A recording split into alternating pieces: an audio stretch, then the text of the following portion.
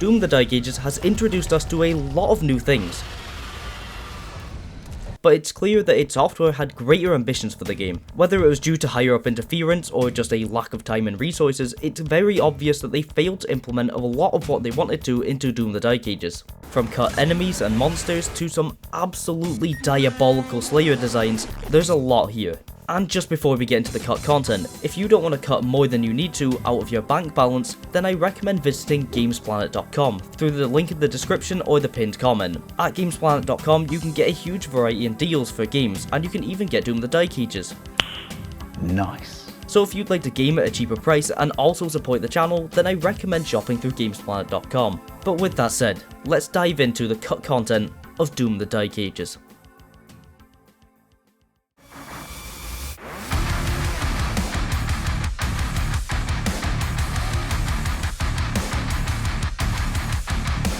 The Die Cages has a lot of enemy types, 30 to be exact. So what if I told you there was going to be even more variants, or even entirely new demons?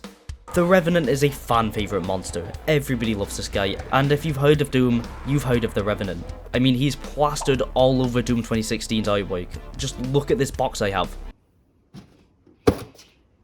But after so many years of being around, it's time for a rework. So in the Die Cages, he got changed up a bit. The Revenant in Die Cages looks like he was running a dexterity build, but if you look at some of this concept art, he is very clearly doing a strength build. Some of the variations that we can see here are much closer to the final game, whilst others have the guns off the AA Wraith from Halo 3 strapped onto his back.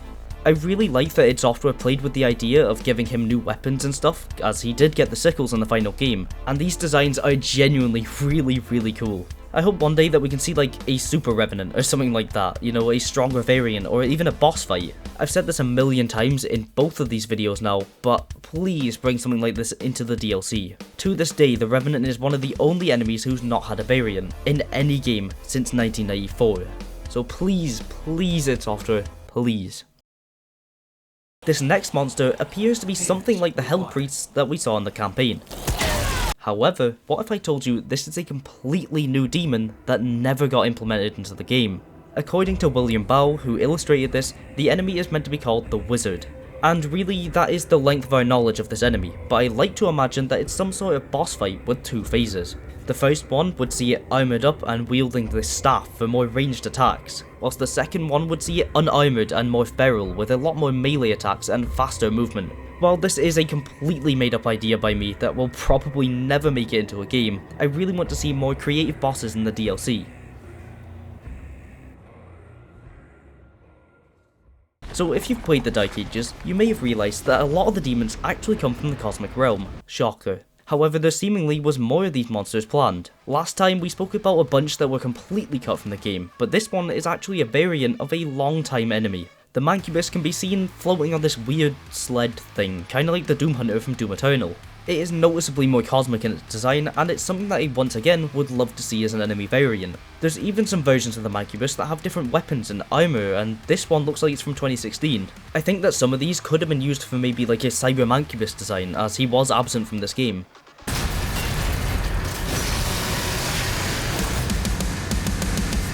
But you know who wasn't absent from this title?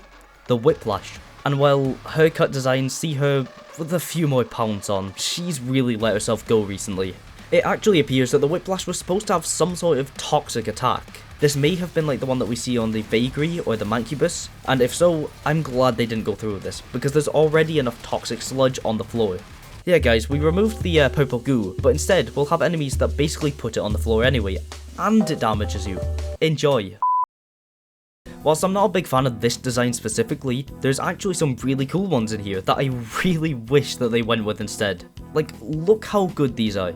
These are perfect designs for the Whiplash, seeing as she's this fast and agile enemy, and I think they would have fit a lot better than the one that we saw in the final game, which in my opinion is absolutely horrible, and is genuinely one of my only biggest complaints about this game. So while this one absolutely sucks, these ones are really cool.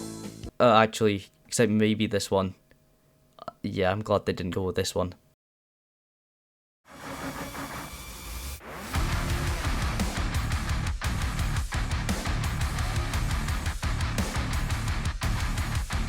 Throughout the 22 levels in the Dark Ages, we got to see a bunch of really cool and creative environments. However, during development, there was a lot of stuff that was either drastically different or outright removed. One such example would be the inside of Azric's fortress. In the campaign, we did get to see little bits and pieces of this area, but we really didn't get to explore it that much. But I do believe that we was originally going to have a whole level inside this fortress. These pieces of art show us a much more fleshed out version of this area, and what it may have looked like if we got to go inside. Here we can see a very atmospheric and royal looking throne room, which is much different from the one that we got to see briefly during the cutscenes. Also within this fortress is this weird egg room. I really wish that I could tell you what this is supposed to be, but I have no idea. It reminds me a lot of HRG Guy's work on Alien or the game Scorn. The art in both of those titles is really cool to me and I absolutely love it. So I wish that we could have got to see more stuff like this in Doom the Dark Ages. Also, Scorn still sucks. That game's terrible. Our next one is pretty weird, but I think it reveals something that was entirely cut from Doom the Dark Ages. If you played the Ancient Gods Part 2, then you may remember that weird Wraith ship thing that we journeyed to in the second level, and well, I think this is something similar. Besides the obvious point, which is it just saying Wraith Temple in the corner, you can clearly see that it's very similar to the Wraith ship that we saw in the Ancient Gods. Maybe it was meant to be a stand-in for the Ancestral Forge, however I like to imagine that this is an entire new area that we just didn't get to see, and maybe we'll get to see it in the future. Moving on, I had a couple people in the comments of my previous cut content video mentioning that I forgot to talk about the Atlan factory. What is the Atlan factory, you may ask? Well, it was actually an area that was shown off in the very first reveal trailer for Doom the Dark Ages. We didn't get to see much of it, it's like a 5-second long clip, and a lot of people were left a bit confused as to why this wasn't in the game. I mean, it's a very detailed area, it looks pretty much finished, so why was this one removed? There really isn't any explanation as to where this area went, however I do believe that this may be part of the reason as to why Dark Ages feels so disjointed. I'm not going to go into detail with it now, but I will make a video in the future where I discuss part of the reason as to why this story feels so off and like we're missing so much information, and this area is probably going to be a big part of that video. But now, the final thing I have to talk to you about here isn't necessarily about the environment itself, but more so something that's in the environment. Here we can see some stuff from the Abyssal Forest, which we did get to go to in the game. This exact area is in the final product. However, if you have any eyesight at all, you may have noticed that there's a big Goy nest there. Now, in the campaign for Dark Ages, there's a lot of these anti-air turret things that you bash into and it starts an arena. So I believe that originally they were going to be Goy nests. I mean, it only makes sense, because these turrets kind of work the exact same. I do think it is a bit of a shame that we didn't see proper Goy nests in the game, and I really hope that they get brought back at some point in the future, but for now, it is what it is.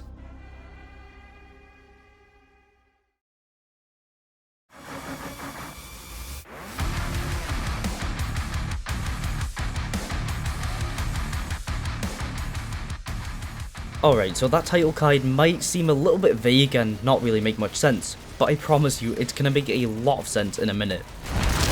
As you have most definitely seen by now, the Slayer went through a huge upgrade in the Dark Ages, and from the looks of things, the community unanimously agrees that this is the best Slayer design we've ever seen.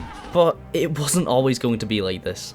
The Slayer in a lot of these artworks looks really goofy, like, what were they thinking? This version of Dark Ages is something that should never have ever left someone's mouth in the meeting room. Nothing against the artist or anything, these are really cool pieces of art, but like, no. But it isn't just that, there's actually a couple cool ones in here. Like, look at this one, the reason why this segment is titled the way it is. The Slayer has a midlife crisis and tries to feel young again by putting on his old armor. And I know this game is set after he traps himself in hell, and in Eternal's flashback sequences you do see the classic helmet, but this is not the armor he would have had. He would have had the armor from Doom 64, so this doesn't really make much sense, and it's very obvious why they didn't go with this one. And finally, you may notice that this artwork here was actually recreated for the thumbnail by Json Arts. Jason's done a lot of really cool stuff for the channel recently, and I've very much enjoyed working with him, so if you want to go show your support, then I'd recommend going through the links in the description. But in regards to the original piece here, this is just really cool, I love this. It's one of the few cut Slayer designs that I actually really like. I'm going to assume the jetpack was some sort of like double jump thing, because I can't imagine them making us actually fly about in a jetpack during a Doom campaign. But what do I know, we literally wrote about a dragon, so like anything's possible.